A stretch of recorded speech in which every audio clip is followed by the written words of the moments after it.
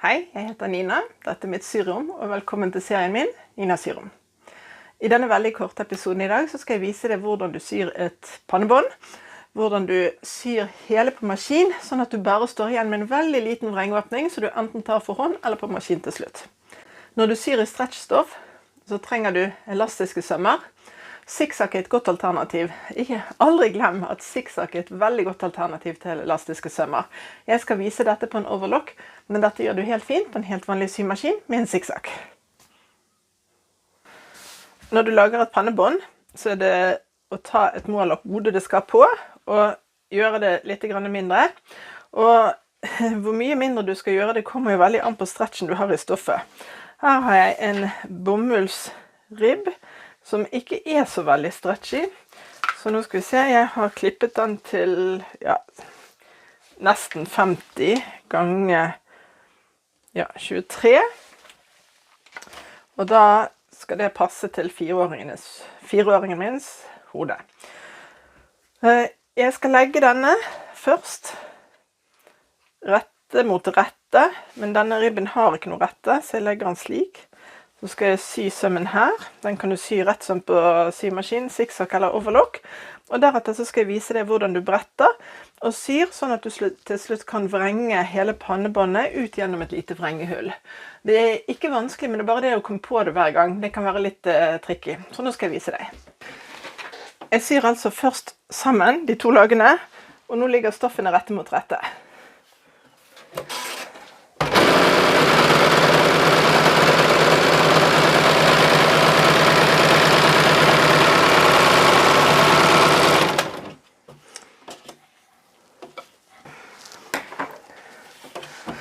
Når jeg nå skal sy resten av pannebåndet, så bretter jeg det dobbelt mot meg. Og så tar jeg tak i den ytterste delen på toppen, og den ytterste delen på bunnen. Hvis du har et mønstret stoff nå, så vil du se at vi kan legge det rette mot rette her også. Sånn.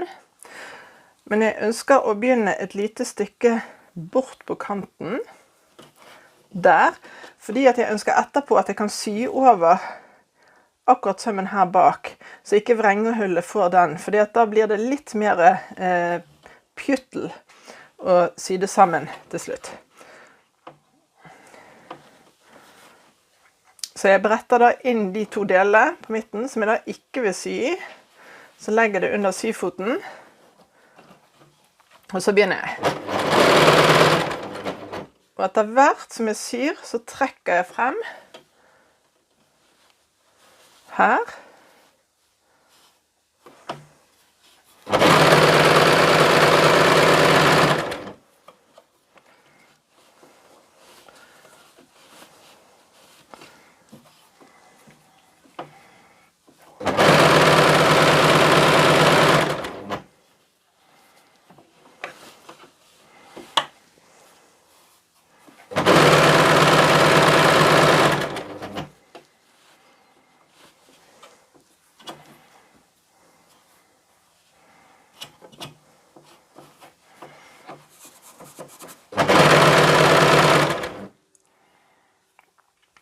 Nå legger de på hverandre for å treffe her borte.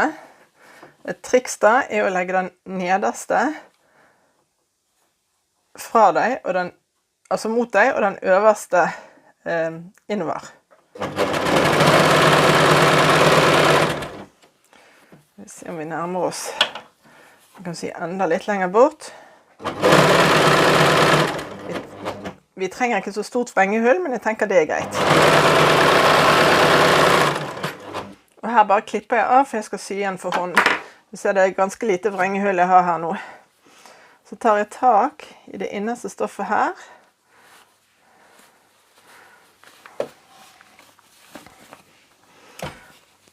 Og vrenger ut.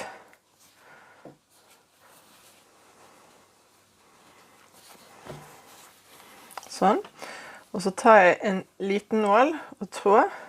Og så syr jeg igjen det hullet for hånd. Du kan helt fint sy en som en maskin, men syr du det for hånd, så blir det helt usynlig.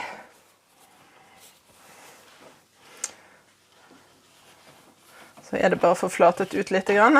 og så blir det helt supert. Så det sånn du syr dette pannebåndet.